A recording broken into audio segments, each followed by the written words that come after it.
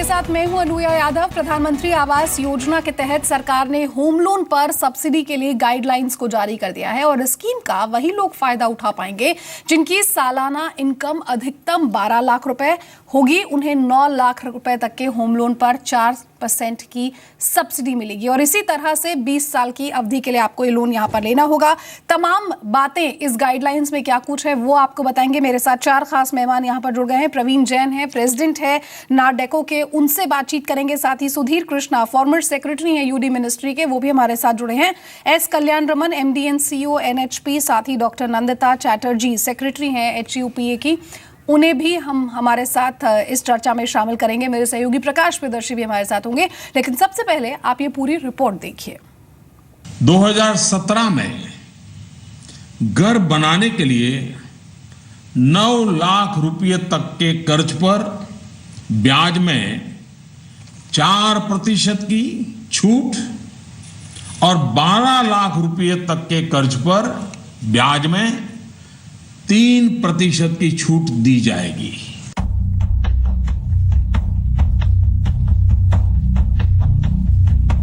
दो 2022 तक सबके घर का सपना साकार करने के लिए मोदी सरकार कई कदम उठा चुकी है, जिसमें अब नया है प्रधानमंत्री आवास योजना के तहत सरकार की होम लोन पर सब्सिडी के लिए गाइडलाइन।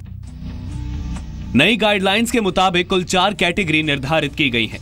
पहली कैटेगरी आर्थिक रूप से कमजोर वर्ग और लोअर इनकम ग्रुप की है, जिसके मुताबिक सालाना इनकम EWS के तहत 3 लाख तक होनी चाहिए। वहीं LIG के लिए 6 लाख निर्धारित की गई है। इन दोनों कैटेगरी के लिए ब्याज सब्सिडी 6.5% निर्धारित की गई है, जबकि लोन की अधिकतम अवधि 20 साल रखी गई है। वहीं अधिकतम लोन सीमा दोनों के लिए 6 लाख है, जबकि अधिकतम लोन सब्सिडी 2,67,000 है। घर का कारपेट एरिया दोनों के लिए 30 स्क्वायर पर मीटर है। इसके अलावा MIG 1 और MIG 2 की कैटेगरी निर्धारित की गई है, जिसके मुताबिक जिनकी सालाना इनकम अधिकतम 12 लाख रुपए होगी, उन्हें 9 लाख रुपए तक के होम लोन पर 4% की सब्सिडी मिलेगी। लोन की अवधि 20 साल होगी। स्कीम के तहत उन्हें अधिकतम 2,35,000 रुपए की सब्सिडी मिलेगी।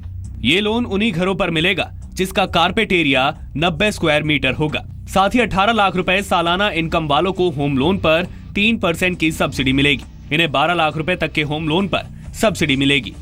ऐसे लोगों के घर का कारपेट एरिया 110 स्क्वायर मीटर से ज्यादा नहीं होना चाहिए। The scheme is operational for all eligible loans availed under the respective categories of MIG 1 9 lakh loan, 4% interest subsidy, 90 square meters, that is 967 square feet for a 12 lakh annual income. MIG 2 12 lakh loan plus 3% interest subsidy, 110 square metres. जाहिर है 2022 तक PM Modi के सबको घर देने के सपने की ओर एक और कदम बढ़ाया गया है। अब देखना यह है कि प्रधानमंत्री आवास योजना से सस्ते आशियाने का सपना कितना पूरा होता है। प्रकाश प्रियदर्शी, जी मीडिया। और हमारे साथ तमाम खास मेहमान यहाँ पर बने हुए हैं। सबसे पहले प्रवीण जैन, प्रेसिडेंट है नारडेको के, उनके पास चलना यहाँ पर चाहूंगी। सर, बहुत बहुत स्वागत है आपका जी बिजनेस पर। हाउसिंग फॉर ऑल का जो सपना है 2022 का प्रधानमंत्री नरेंद्र मोदी का, जो यहाँ पर वो पूरा करना चाहते हैं, उसकी गाइडलाइंस आज यहाँ पर क्लियर हो गई हैं। सर, सबसे पहले your first reaction on this. देखिए, बहुत अच्छा स्टेप है प्राइम मिनिस्टर का ये, और जो हाउसिंग फॉर ऑल 2022 तक सब सपना सरकार ने देखा है सारे को घर देने के लिए, और ये अच्छा कदम है उसके लिए।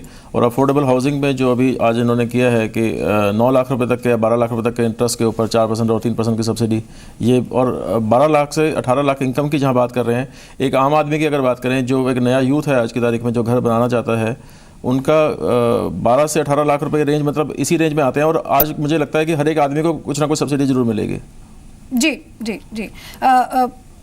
सर, एक और बात ये समझना चाहूंगी कि 2022 तक करीब करीब कितने घर यहाँ पर बनाने की जरूरत है ताकि हाउसिंग फॉर ऑल जो है वो यहाँ पर हो सके, अर्बन और साथ ही साथ रूरल एरियाज में? देखिए, अर्बन एरियाज़ की अगर जो सरकार के नंबर्स की बात करें तो 2 करोड़ घर बनाने की बात करते हैं अर्बन एरियाज़ में। हमने नरेडको ने पीछे एक सर्वे करवाया था जिसमें 11 करोड़ घर की बात थी कि जिसमें अर्बन और रूरल मिला के करीब 11 करोड़ घर बनाने थे। बट अगर 2 करोड़ घर की बात भी करें तो बड़ा नंबर है ये। हर साल हमें करीब 40-50 लाख घर बना के डिलीवर करने होंगे, तब हम ये नंबर अचीव कर पाएंगे। मेरे साथ सुधीर कृष्णा साहब भी हैं, फॉर्मर सेक्रेटरी हैं अर्बन डेवलपमेंट मिनिस्ट्री के, वो भी हमारे साथ यहाँ पर जुड़ गए हैं। बहुत बहुत स्वागत है मिस्टर कृष्णा आपका हमारे साथ जुड़ने के लिए यहाँ पर। सर, बिल्डर्स की एक सबसे बड़ी प्रॉब्लम कह सकते हैं ये होती है कि सिंगल विंडो क्लियरेंस की बेहद ज़रूरत होगी यहाँ पर, अगर सरकार अपना ये सपना यहाँ पर पूरा करना चाहती है तो, क्योंकि क्लियरेंस लेते लेते ही बहुत सारा समय जो है वो निकल जाता है। तो क्या सरकार उस पर कोई कदम उठाने वाली है या उठा सकती है और उठाना चाहिए?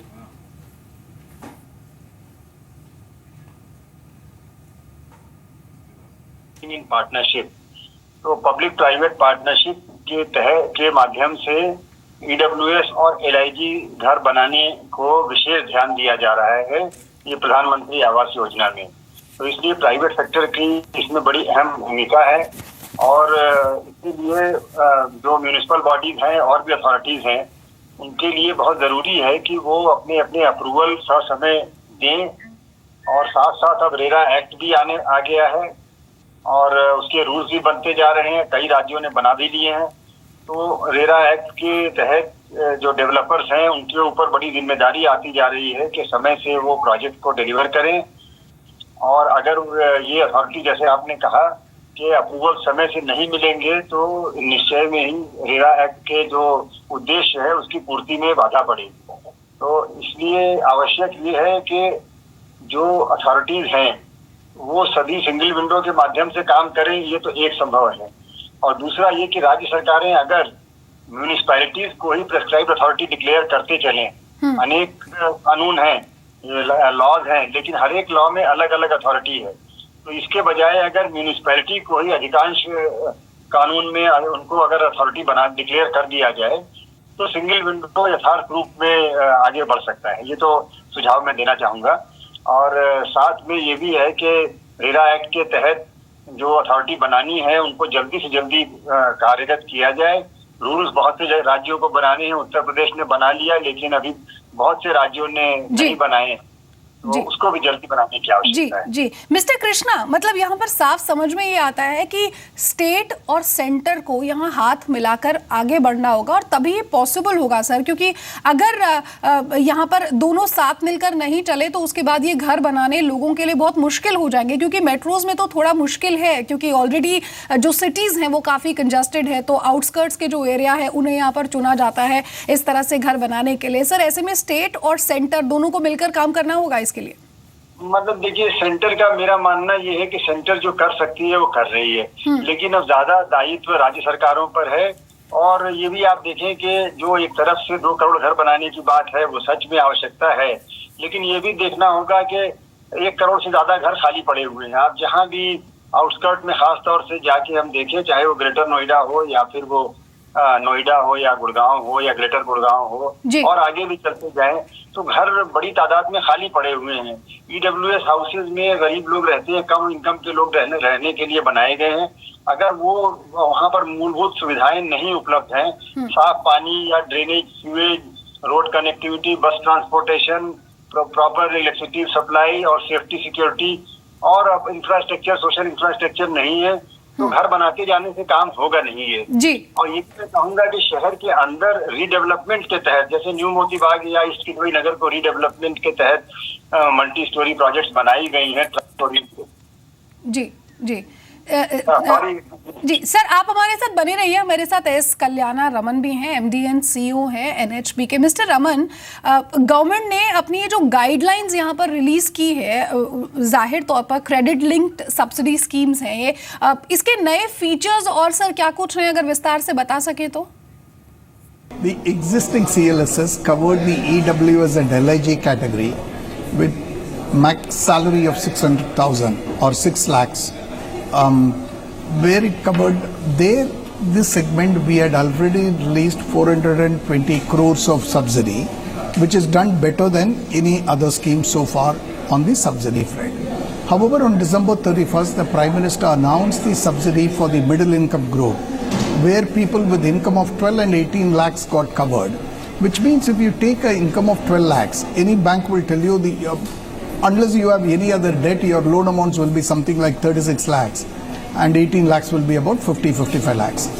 There, when you get a subsidy of 9 lakhs, up to 9 lakhs and up to 12 lakhs respectively, which 4 and 3%, it has the effect, it brings down your interest rate effectively by 1 to 1.5% because it's going to be discounted over a period of 20 years.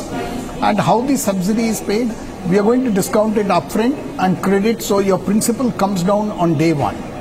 Right? On day one, your principal in a 600,000, for example, your principal comes down by 2 lakhs. If your loan amount is 6 lakhs, on day one, within your first EMI hits you. Originally, when we announced this, there was a lot of disbelief. People thought, A, the scheme will not work. 2, will the money come from government on time? So we had created a portal there, and now our average time taken to disburse these subsidies to the institutions is about 4 to 5 days. आपके पास आऊंगी, उससे पहले ये सुन लेते हैं कि urban development minister Venkaiah Naidu ने यहाँ पर क्या कुछ कहा है स्टैंप ड्यूटी को लेकर। सुनते हैं। He is purchasing the property and we have to pay to government 13 rupees out of 100 or 9 rupees or 10 rupees. I am not able to understand the logic at all. On other things, okay, I can understand. But I am selling my property, he is purchasing the property and government is charging 10%, 12%, 13%. I don't see a logic at all. Yes, you need to maintain register office records, you have to maintain land records, and that also can be minimized with this the invention of IT. Now, the paperwork also will be reduced and the manpower also can be reduced really. And the time taken also can be reduced. So friends, doctor Chatterjee, यहाँ guidelines तो सरकार ने जारी कर दी है, लेकिन हर कोई ये समझने की कोशिश करना चाहता है कि आखिर जो सब्सिडी है उसका बंटवारा कैसे होगा। ग्राहक को एक साथ ये सब्सिडी दी जाएगी या फिर किश्तों में ये सब्सिडी मिलेगी?